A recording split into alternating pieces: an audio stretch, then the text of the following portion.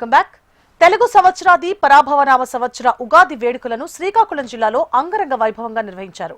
చిన్న పెద్ద తారతమ్యం లేకుండా ఈ వేడుకల్లో పాల్గొంటున్నారు. ఉగాది వేడుకలు ఏ విధంగా నిర్వహిస్తున్నారు, ఉగాది పచ్చడి విశిష్టత ఏంటి తదితర అంశాలపై మా శ్రీకాకుళం ప్రతినిధి వరప్రసాద్ మరింత సమాచారాన్ని అందిస్తారు. అంటే అందరికీ గుర్తొచ్చేది ఉగాది. ఉగాది తెలుగు వారికి ఎంతో ఇష్టమైన పండుగ. ఇక్కడ నుండే చాలామంది వ్యాపారస్తులైతే ఈ రోజు నుండే వాళ్ళు తమ వ్యాపారాలకి శ్రీకారం చుడతారు. కొంతమంది పుస్తకాలు కూడా ఈ రోజు నుంచే మొదలు పెడతారు. ముఖ్యంగా ఈరోజు వసంత ఋతువు నుంచి అంటే ఈ రోజు నుంచే బ్రహ్మ సృష్టి కూడా ప్రారంభించారని మాత్రం పురాణాలు చెప్తున్నాయి. ఈ నేపథ్యంలో చూసుకునే ఉగాది సంబరాల్ని ఉగాది రోజు నాడు ఒక జాయ్ కిడ్స్ అనే ఒక పాఠశాలలో మాత్రం పిల్లలతోటే ఉగాదిని చేయించారు.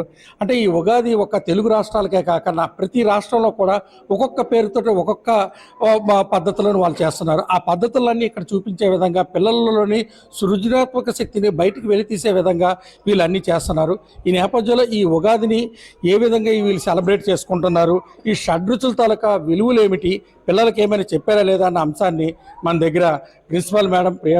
అందరికీ ఉగాది శుభాకాంక్షలు అండి. నేను Sravanthi Kiran, jockeys international correspondent. ఈరోజు మా ప్లే స్కూల్లో ఉగాది సందర్భంగా ఉగాది వేడుకలు నిర్వహిస్తున్నాము. ఉగాది అంటే పాత రోజుల్లో ప్రతి ఇంట్లో అమ్మమ్మలు నానమ్మలు ఉండేవాళ్ళు కాబట్టి ఉగాది ఏంటి, ఏ ఫెస్టివల్ అయినా దాని స్టోరీ ఏంటి అని వివరించడం జరిగేది. కానీ ఇప్పుడు ఆ అవకాశం ఇళ్లలో ఉండట్లేదు కాబట్టి మా పిల్లలకి ఆ బాధ్యతని మేము తీసుకున్నాము. ఏ ఫెస్టివల్ని ఎందుకు చేయాలి, ఎలా చేయాలి అనేది వివరించడానికి యాక్టివిటీస్లో భాగంగానే ఇవి కూడా నిర్వహిస్తూ ఉంటాము. బిఫోర్ లాస్ట్ ఇయర్ ఎందుకు సెలబ్రేట్ చేసుకోవాలని స్టోరీ స్కిట్లో వేసి చూపిస్తే లాస్ట్ ఇయర్ ఎలా చేసుకోవాలని చూపించాము. ఈ ఇయర్ ఒక ఆంధ్రప్రదేశ్లోనే కాదు, దేశంలో వేరియస్ స్టేట్స్లో వేరియస్ నేమ్స్తో పిలుస్తూ ఉగాదిని సెలబ్రేట్ చేసుకుంటారు అని మా పిల్లల్ని చెప్పడానికి మా పిల్లలకి ఈ ఇయర్ కాన్సెప్ట్లో పెట్టుకున్నాము. మహారాష్ట్ర గోవాల్లో గుడి పడవ అని, ఆంధ్రప్రదేశ్లో ఉగాది అని, తమిళనాడులో యుగాది అని ఇలా వేరియస్ నేమ్స్తో పిలిచినా సరే దీని సారాంశం మాత్రం షడ్రుచుల సమ్మేళనం అని. మన లైఫ్లో కూడా చాలామంది డిఫరెంట్ మైండ్ సెట్స్తో ఇలాంటి రుచులను మనకి చూపిస్తూనే ఉంటారు. వాళ్ళందరి పట్ల కూడా జాగ్రత్తగా ఉంటూ మన లైఫ్ని మనం ప్రశాంతంగా లీడ్ చేసుకోవాలి అనే ఒక భావం దీని వెనుక ఉంది అని చెప్పడానికే మేము ప్రయత్నం చేస్తున్నాం. ఈరోజు అందరికీ ఇంకోసారి హ్యాపీ ఉగాది.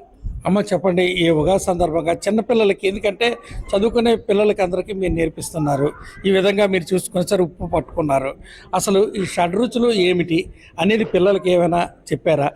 ఇంత చిన్నపిల్లలకి చెప్పేటప్పుడు తల్లిదండ్రుల నుంచి ఏమైనా మీకు ప్రోత్సాహం వచ్చిందా, వాళ్ళు ఏమైనా అంటున్నారు చెప్పండి.